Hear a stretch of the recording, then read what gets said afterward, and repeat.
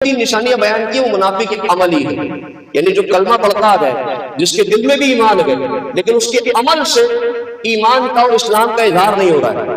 اس کا کھانا پکانا، اس کا اٹھنا بیٹھنا، اس کا اوڑھنا، اس کا چلنا پھرنا، اس کا گفتگو کرنا، وہاں سے اسلام کا اظہار نہیں ہو رہا ہے۔ منافق عملی، فرمایا آیت المنافق ثلاث، کہ منافق کی تین علامتیں ہیں۔ کتنی علامتیں؟ تین علامتیں، تین علامتیں۔ فرمایا اس میں سے پہلی علامت کیا ہے؟ ذرا توجہ کیجئے گا سب، اب ذرا توجہ کرنے کی ضرورت ہے کہ یہ تو اللہ فرما رہا ہے کہ جھوٹ بولنے کی وجہ سے ان کے لیے ہم نے دردناک عذاب کو تیار کر رکھا ہے۔ وہ منافق اعتقادی تھے، منافق عملی کے بارے میں حضور فرماتے گئے اذا حدث کذب، کہ منافق کی نشانی یہ ہے کہ جب وہ بات کرتا ہے تو جھوٹ بولتا ہے۔ یہ منافق عملی کی نشانی ہے، جب وہ بات کرتا ہے تو کیا کرتا ہے؟ جھوٹ بولتا ہے۔ اب ذرا ہم توجہ تو کریں کہ جھوٹ کی بیماری ہمارے یہاں کس قدر راسخ ہو گئی ہے، بلکہ اگر میں یوں کہوں کہ ہمارے یہاں جھوٹ کو برا نہیں سمجھا جاتا تو یہ غلط اور معیوب نہیں ہوگا کہ ہم جھوٹ کو برا نہیں سمجھتے، بلکہ جھوٹ باقاعدہ طور پر تو فیشن بن گیا کہ ٹک ٹاک کی صورت میں، یوٹیوب پر یہ مذاق ہو رہا ہے، یہ ساری چیزیں جو ہو رہی ہیں، لوگوں کو دھوکہ دیا جاتا ہے۔ جھوٹ بول کر تو ہوتا ہے، جھوٹ کے ذریعے تو ہوتا ہے۔ یہ ٹک ٹاک اور بالخصوص یوٹیوبر جو ہمارے کام کر رہا ہے لوگوں کو ہنسانے کے لیے، اور ہم بھی اگر تفریح اس کو دیکھ رہے ہوتے ہیں کہ بھائی اس کی رینکنگ زیادہ ہے، اس کی ریٹنگ زیادہ ہے، اس کی ویورشپ زیادہ ہے، ہم بھی اس کو دیکھ رہے ہوتے ہیں، ہم بھی ماغ ہوتے ہیں، ہم بھی ان کو باقاعدہ اپریشیٹ کر رہے ہوتے ہیں۔ وہ جو ڈالر ملتے ہیں نا، اس میں ذریعہ ہم بھی ہیں۔ آپ کو پتا ہے کہ ویورشپ کے اوپر ارننگ ہوتی ہے، تو دیکھ رہا کون ہے؟ مسلمان۔ تو فرمایا اذا حدث کذب، جب وہ بات کرتا ہے تو جھوٹ بولتا ہے۔ اب آپ دیکھ لیں جو ٹائم کے نام پر ہو رہا ہے کیا ہو رہا ہے، یہ جھوٹ نہیں تو اور کیا ہے، یہ دھوکہ نہیں ہے تو کیا؟ دے رہے کس کو ہے؟ مسلمان۔ مذاق کس کا اڑایا جا رہا ہے؟ مسلمان کا۔ تو حضور نے شراب کے ساتھ منافقین کی علامت میں سے پہلی علامت بیان کی، فرمایا جب بات کرتا ہے تو جھوٹ بولتا ہے۔ اور ایک اور حدیث پاک کے اندر تو اس کو مفہوم اس انداز سے کہ خرابی ہے اس شخص کے لیے کہ جو لوگوں کو ہنسانے کے لیے جھوٹ بولتا ہے۔ یہ تو شراب کے ساتھ موجود ہے، یہ پرینک اور یہ جو سارا یہ جو ہم جو خاص طور پہ ٹک ٹاک پر، یہ یوٹیوب پر شارٹ کلپ جو دیکھ رہے ہیں، شارٹ جو دیکھ رہے ہیں، یہ کیا ہے؟ یہ صرف جھوٹ پر مبنی ہوتا ہے۔ کس لیے جھوٹ بولتے ہیں؟ لوگوں کو ہنسانے، ہم بھی ہنس رہے ہوتے ہیں۔ فارغ وقت میں ہمارا کام یہی ہے تو گیم کھیلتے ہیں معذرت کے ساتھ۔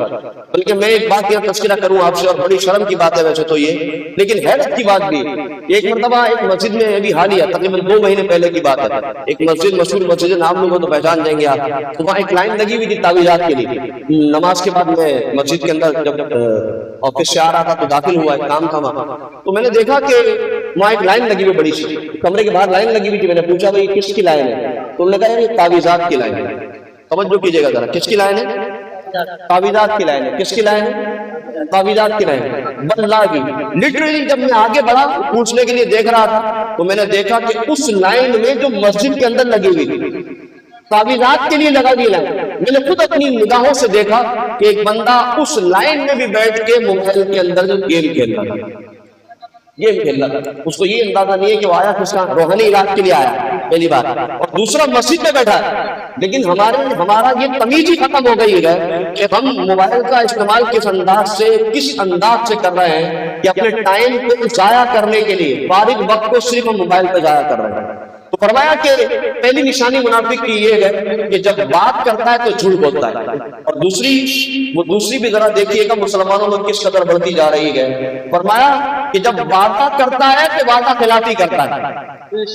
ہم تو وعدہ کرتے ہیں اسی لیے کہ یار پورا نہیں کرنا، کسی سے اگر ہمیں ادھار لینا تو ہم اس کو میں 1 مہینے میں دے دوں گا، ٹینشن نہیں، پیسے آنے، وہ بیسی چل رہی ہے، وہ پتہ نہیں کہاں چل رہی ہے، خلائی مخلوق میں وہ ختم ہی نہیں ہوگا، میری بیسی وہ چل ہی رہی ہے، وہ آئے گی تو میں دے دوں گا تمہیں، وہ کھل ہی نہیں رہی ہے۔ بھائی یہ کیا ہے؟ یہ دھوکہ ہے۔ یہ آپ مسلمان کو وعدہ تو کر رہے ہیں اس سے کہ میں آپ کو دے دوں گا پیسے، اگلے ہفتے پیسے دے دوں گا میں، جب بھی بعض لوگوں نے دکانوں پہ لکھ کے رکھا ہوتا ہے جب تک کشمیر آزاد نہیں ہوگا ادھار بند ہے۔ ان مسلمانوں کا رویہ ایسا ہو گیا، ورنہ پہلے تو مسلمان دوسرے مسلمان کے ساتھ تعاون کیا کرتے تھے، اب لہج ایسی ہو گئی کہ آپ نے اگر کسی سے تعلقات کو خراب کرنا ہے نا تو اس کو ادھار دے دیں۔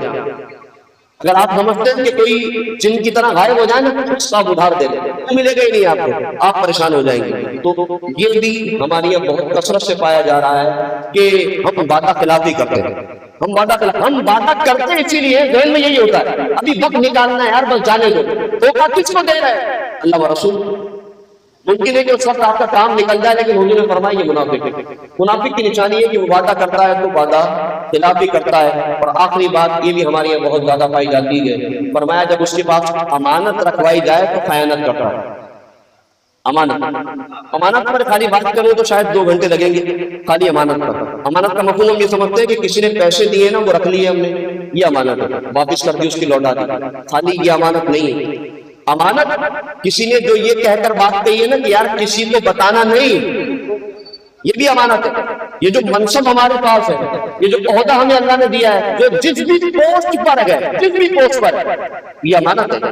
کلکم راعٍ وکلکم مسئول عن رعیتہ، کما قال علیہ السلام، جو فرماتے ہیں کہ جس کے پاس بھی منصب ہے اس سے اس کے ماتحت لوگوں کے بارے میں پوچھا جائے گا۔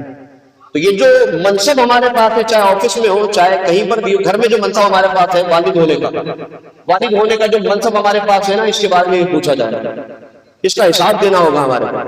تو یہ منصب بھی امانت ہے کہ ہم اس منصب کی صحیح انداز سے آبیاری کر رہے ہیں۔ والد ہونے کا اگر بات کروں، والدین کچھ بیٹھے ہیں تو ہماری ذمہ داریوں میں شامل ہے کہ اپنی اولاد کی بہتر تربیت کر رہی ہے۔ خالی یہ ذمہ داری نہیں ہے کہ ہم ان کو مال کما کے لا کے دے، بولے ہم ان کی ضرورتیں پوری کر رہے ہیں، وہ تو کرنا ہے، وہ تو جائز ذرائع سے، لیکن یہ بھی ذہن میں رکھیں کس ذریعے سے کرنا ہے، جائز ذرائع سے، وہ تو کر رہا ہے، لیکن اسی کے ساتھ ساتھ ہماری یہ ذمہ داری بھی ہے کہ ہم اپنے بچوں کی بہتر تربیت کریں۔ یہ اللہ کا شکر ہے کہ ہم نے ایک ادارے سے جڑے ہوئے ہیں، یا نور مصطفیٰ کے اندر ہم اپنے بچوں کو بھیجتے ہیں، لیکن خالی بھیجنے سے ذمہ داری پوری نہیں ہو جائے گی۔ یہاں پر علماء ہیں، یہ سارے احباب تربیت کر رہے ہیں، ہمیں نظر رکھنی ہے کہ جو یہ علم دے رہے ہیں وہ بچے اس پر عمل کر بھی رہے کہ نہیں۔ گھر پہ تو ہمارے والدین، ان کو نظر رکھنے کی ضرورت ہے، یہ ہماری ذمہ داری ہو شامل ہے۔ یعنی ہماری ذمہ داری یہ پوری نہیں ہو جاتی کہ صرف مال کما کے لائیں، ہماری ذمہ داری پوری نہیں ہو جاتی ہم صرف مدرسہ بچے کو بھیج دیں۔ اسکول کا معاملہ تھوڑا سا مختلف ہوتا ہے ہمارے یہاں، معذرت کے ساتھ ہم جاتے ہیں، پوچھتے بھی ہیں بچے کا، اچھا اسکول بھی پڑھ رہا ہے، پھر وہ کوچنگ بھی پڑھ رہا ہے، ٹیوشن بھی جا رہا ہے، شام کو آ کے پوچھتے بھی، ہاں بھی گیا تھا نہیں گیا تھا، ڈانٹتے بھی اس کو۔ مدرسے آ کے نہیں پوچھتے، خلیل لوگ، یہ تو نظام اچھا کیا ہوا ہے، ہر مہینے آپ کو بلا لیتے ہیں۔ اس میں بھی مجھے انہوں نے بتایا تھا کہ 100 بچے ہیں یہاں، 100 بچوں کا مطلب ہے جو جگہ چھوٹی پڑ جانا چاہیے، سارے والدین اگر آ جاتے ہیں تو 10 بھی نہیں ہے ہم تو یہاں پر۔ اس کا مطلب کیا ہے کہ ہم جو یہ منصب ہمیں ملا والد ہونے کا، ہم اس منصب کو بھی یہ جو امانت کے طور پہ اللہ نے دیا ہے، ہمیں کل اس کا حساب دینا ہے، ہم اس کو بھی صحیح انداز سے پورا نہیں کر رہے۔ تو ہمیں ان کا بازو بننے کی بھی ضرورت ہے، اور اس کے ساتھ ساتھ ہمیں اپنی نگاہیں کھلی رکھنے کی ضرورت ہے اپنی اولاد کے حوالے سے۔ جی ہاں، اپنی اولاد پر اندھا اعتماد نہ کریں، میں آپ سے صحیح کہہ رہا ہوں، آپ توجہ رکھیں ان پر۔ وہ مدرسے بول کے بھی جا رہے ہیں تو آپ کو توجہ ہونی چاہیے، مدرسے پہنچ گیا نہیں پہنچ گیا۔ اگر وہ مدرسے میں گئے، مدرسے میں جو کچھ سیکھا ہے گھر پہ آ کر عمل کر رہا ہے نہیں کر رہا ہے، نمازوں کی، اچھا اس کے لیے ہمیں خود بھی نمازیں پڑھنا پڑے، ہمیں خود بھی نیک اعمال کرنے ہوں گے، کیونکہ بچہ دیکھ کر سیکھتا ہے۔ میری بچی چھوٹی جو ہے وہ تقریباً 2 سال کی بھی ہوئی ہے، ہم جو بقیہ نمازیں ہوتی ہیں جیسا حضور نے فرمایا کہ گھر میں بھی پڑھتے ہیں، تو اکثر بیشتر میں دیکھتا ہوں بچی اس کو کچھ سمجھ 2 سال کی بچی، لیکن کیا ہوتا ہے کہ وہ فوراً دوپٹہ کھینچے گی اور سر پہ ڈال کے کھڑا ہو جاتی ہے۔ کیوں؟ کیونکہ وہ دیکھ رہی ہے۔ بچے دیکھ کے بہت زیادہ سیکھتے ہیں۔ تو ہمیں اگر ہمارا طرز عمل اگر اچھا نہیں ہوگا، ہمارے اخلاق اچھے نہیں ہوں گے، قاری صاحب سمجھاتے رہے، وہ 2 گھنٹے 1 گھنٹے میں کیا کر لیں گے جو 22 گھنٹے میں ہم نے اس کا بیڑا غرق کیا ہوا ہے، معذرت کے ساتھ۔ ہماری گفتگو ہے گالم گلوچ کی، ہماری گفتگو ہے صرف غصے کی، ہماری گفتگو ہے صرف اس انداز کی کہ ہم گھر والوں پر صرف گرم ہو رہے ہیں، صرف غصہ کر رہے ہیں، بات پر جھگڑ رہے ہیں۔ تو والدین ہی در حقیقت پہلی تربیت گاہ ہوتے ہیں۔ مرتبہ میں نے بارہا یہ جملہ کہا، اور آپ کو بھی یہ جملہ میں کہتا ہوں، دور بہت خراب ہے۔ اس دور کے اندر اگر آپ چاہتے ہیں نا کہ آپ کی اولاد بڑے ہو کر آپ کی تعظیم کرے، ہاں اگر آپ چاہتے ہیں کہ یہی اولاد بڑے ہو کر آپ کے سینے پہ کھڑے ہو کے نہ بولے کہ بھائی تم نے ہمارے لیے کیا کیا ہے، کل کو اگر آپ یہ چاہتے ہیں کہ آپ کی اولاد آپ کی تعظیم و تقریم کرے، خدا کے لیے ان کو آپ دین دے دیتی۔ آپ نے کسی عالم دین کے بارے میں سنا کہ وہ جو ہے اپنے والدین سے بدتمیزی کرتا ہے؟ بلکہ ہم نے تو یہی دیکھا ہے کہ اگر आलिम दीन गए, भले कितनी उम्र उसकी हो गई है, उसके वालिदैन आते हैं तो वो आगे बढ़ के उनके हाथों को चूमता है, क्योंकि उसने कुरान और हदीस के अंदर इसकी फजीलत को सुना हुआ है। तो अगर हम भी ये चाहते हैं, इन्वेस्टमेंट आज करनी होगी, अगर हम चाहते हैं कि ये बच्चे बड़े होकर हमारे काम आए, इंजीनियर बनाए, आप बिल्कुल बनाए, डॉक्टर बनाए, लेकिन दीन जरूर है। अगर आपने दीन नहीं दिया ना, तो अगर उसको मुशाहिदा करना हो, दूर जाने की जरूरत